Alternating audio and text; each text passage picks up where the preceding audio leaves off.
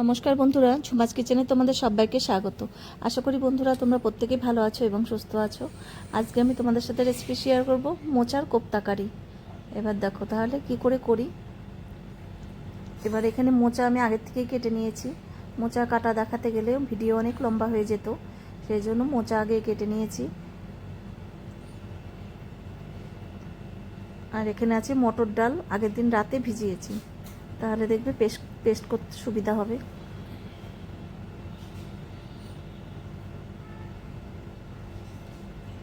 এবার মোচা সেদ্ধ করে নেব। অল্প নুন দিয়ে দিলাম। এবার ডালটাকে পেস্ট করব।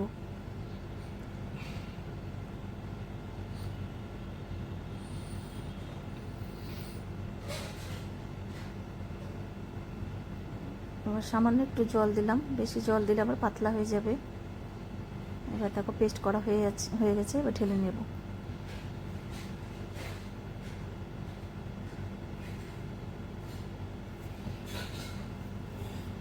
এবার মোচাও সেদ্ধ হয়ে গেছে, মোচাগুলো ডালের মধ্যে নিয়ে নেব। ভীষণ সুন্দর একটা রেসিপি, আর এটা একদম নিরামিষভাবেই আমি করছি। তোমরা নিরামিষের দিনেও কিন্তু এই রেসিপিটা রাখতে পারো।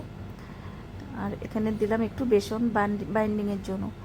শুধু ডাল দিয়ে বড়াটা করলে দেখবে ছেড়ে ছেড়ে যাবে তেলের মধ্যে দিলে, সেই জন্য কিছুটা 50 গ্রামের মতন বেসন দিয়ে দিবে। আর একটু হলুদ দিলাম, কাশ্মীর লঙ্কার গুঁড়ো আর গরম মশলার গুঁড়ো। এবার এটা ভালো করে মেখে নিতে হবে। মোচার কোপ্তাকারি রেসিপি তোমাদের যদি ভালো লাগে অবশ্যই একবার হলেও ট্রাই করো। তোমরা প্রত্যেকেই করতে জানো, কিন্তু আমি কি করে করি সেটাই তোমাদের সাথে শেয়ার করলাম। এবার ভালো করে মেখে নিয়েছি।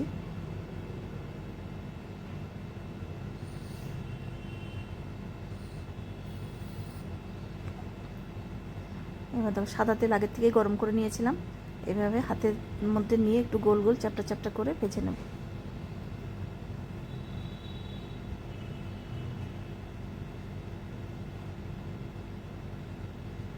এবার অপর পাশটা উল্টে দেব। দেখো বেসন দেওয়ার কারণে কিন্তু বড়াগুলো ভেঙে যায়নি।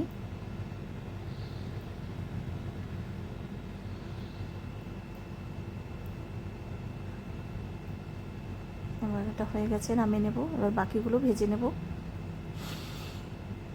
এবার আলু ভেজে নেব।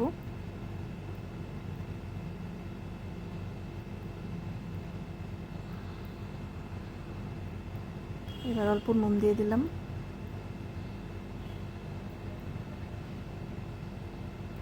এবার আলুটা ঢাকা দিয়ে সেদ্ধ করে নেব। যে কোনো রান্নায় একটু ঢাকা দিয়ে দেবে, দেখবে খুব তাড়াতাড়ি সেদ্ধ হয়ে যাবে। এবার আলু ভাজা হয়ে গেছে, তুলে নিলাম।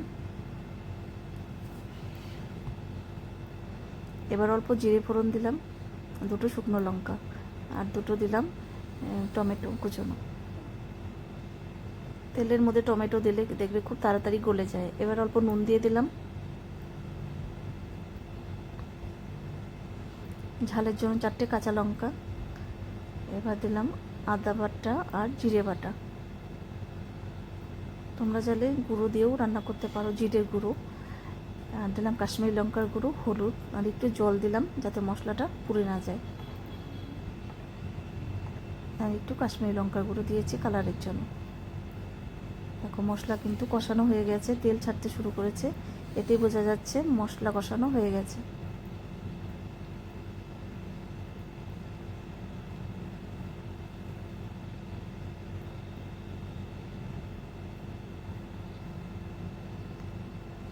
জিরে বাটা দিয়ে রান্না করলে মশলাটা একটু বেশি কষাতে হয়, আর গুঁড়ো দিয়ে রান্না করলে কিন্তু অল্প কষালে হয়ে যায়।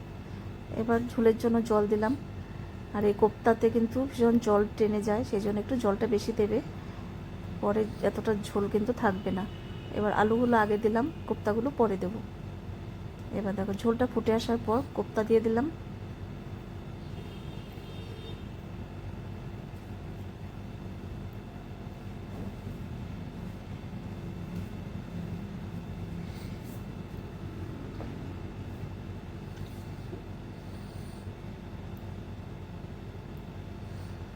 এবার দিলাম গরম মশলার গুঁড়ো। দেখো ঝোলটা কিন্তু অনেকটাই শুকিয়ে এসে কোপ্তাতে ঝোল টেনে নিয়েছে। দেখো এইটুকু কিন্তু ঝোল লাগবে। এর থেকে শুকালে আরও টেনে যাবে।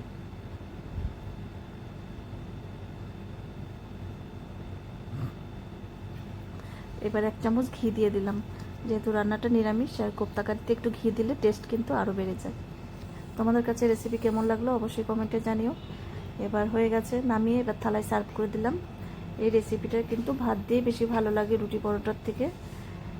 এরপরের দিন আবার হাজির হয়ে যাব নতুন কোনো রেসিপি নিয়ে। আজকে তাহলে আমি এখানেই রাখছি। তোমরা সবাই সুস্থ থেকো, ভালো থেকো, টাটা বন্ধুরা।